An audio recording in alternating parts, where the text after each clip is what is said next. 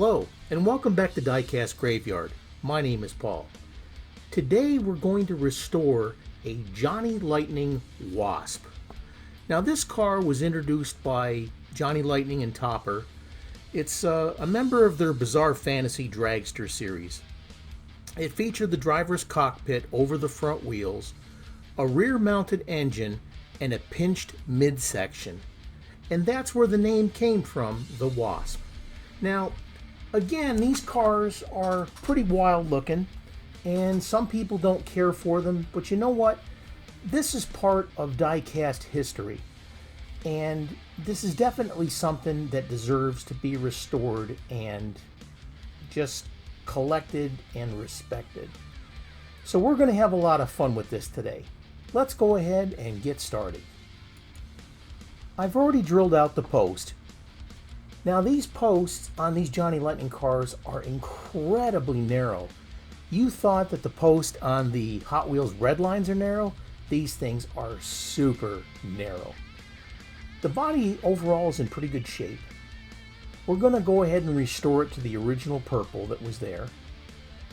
The engine isn't in too bad a shape, but we definitely have to re-chrome it, so we'll use a Molotow chrome pen. The base and the wheels are in fairly good shape, but we'll have to touch up those wheels, and we'll have to polish up the bottom. Well, we got our work cut out for us, and this glass isn't broken or anything, so we'll polish that up. And it just kind of sits in there and wobbles around a little bit. Maybe the quality originally wasn't so good, but again, this is part of diecast history, so we're going to go ahead and restore it and make it look just like the day it came from the factory. Here we'll put the body in some citrus strip. Shouldn't take long to strip the color off this bad boy. We'll put it in there and mix it around, and we'll let it sit for just a little while. Once we got the body out of the citrus strip, like I said, it really wasn't in that bad a shape as far as any toning or anything like that. So we're going to use this Blue Magic Metal Polish Cream, and we're going to use my Dremel, and we're going to polish this bad boy up and make it look really nice. Take your time with it, and if it looks like the bonnet is wearing out or anything like that on your polishing bonnet, then just go ahead and replace it. And you may have to polish it in one area more than once. Now, of course, the better you get your finish, the better that your paint job is going to look. Now, you can go through all the trouble of sanding this down and polishing it up and zinc plating it and everything, but how far do you really want to go? Now, there's some guys out there that can polish these things up and make them look like a mirror. But that's okay. If that's what you're into, that's cool. Sometimes you really don't have to go that far. But we'll make it look as nice as possible here without going stupid on there, okay? But it's looking really good already. Let's go ahead and continue.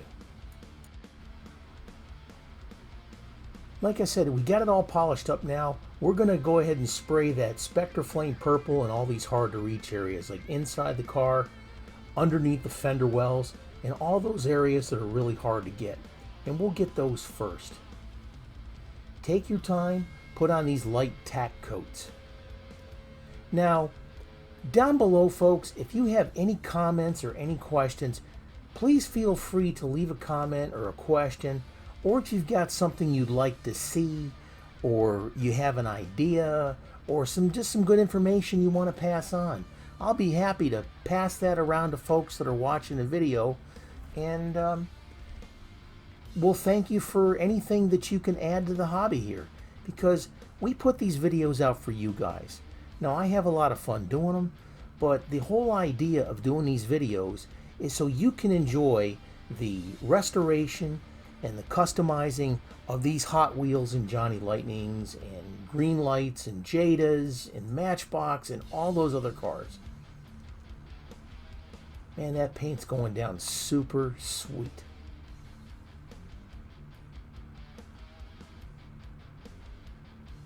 That's going to be really shiny when we're done here. I love those Spectre Flame paints.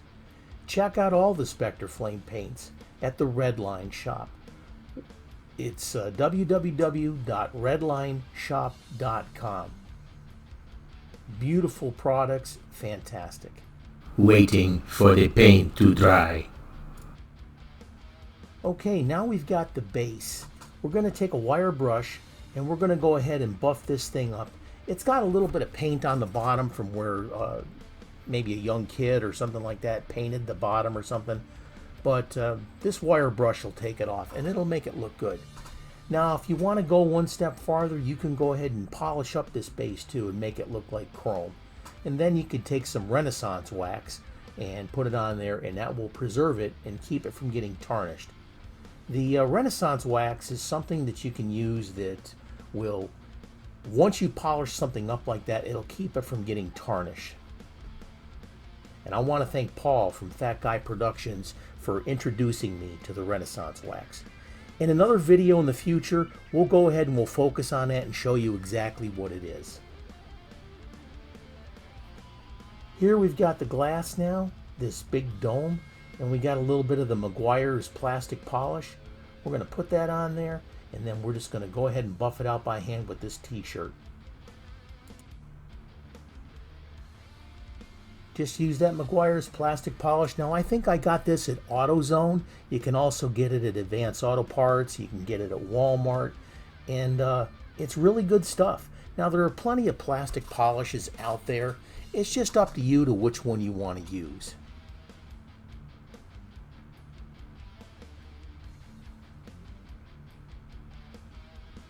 This comes out pretty good.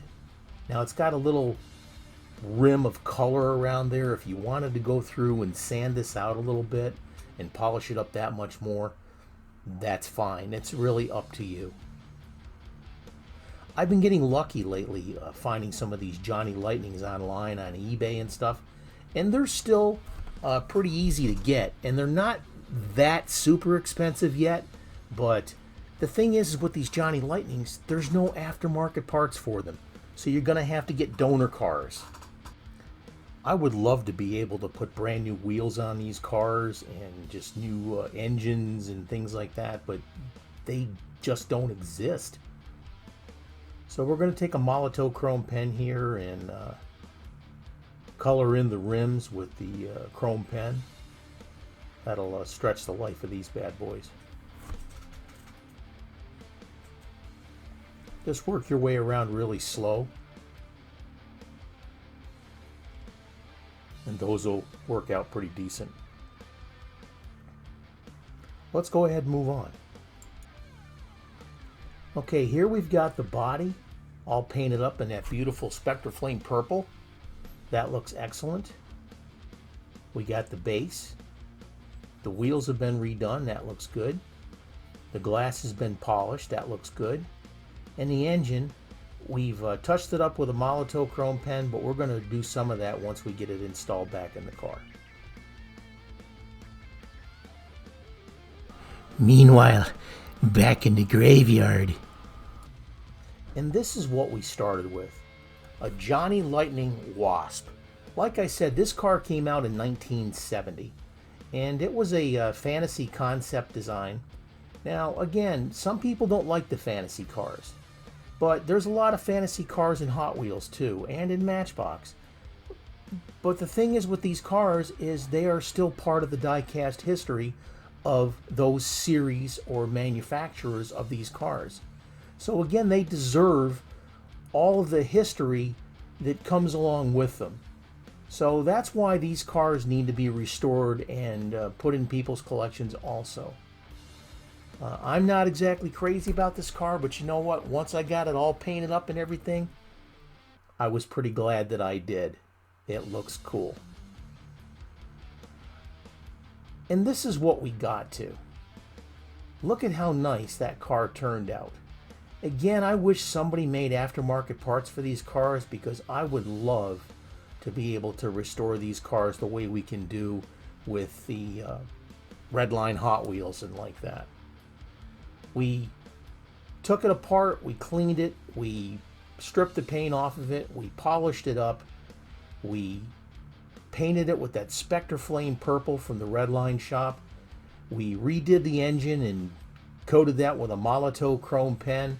We fixed up the wheels as best as we could with that pen, and we polished the glass. And here we have the finished product. What a really cool concept car.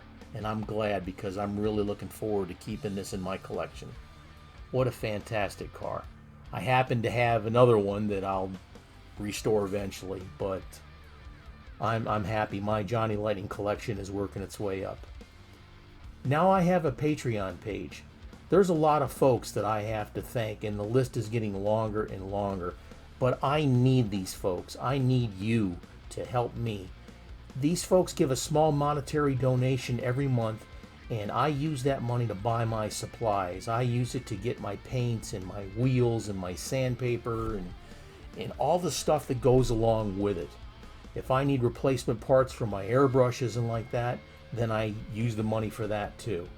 And I can't thank these folks enough. I do want to thank again brand new member Adam Bowen up there in the mortician section. Guys, his wife did this for him.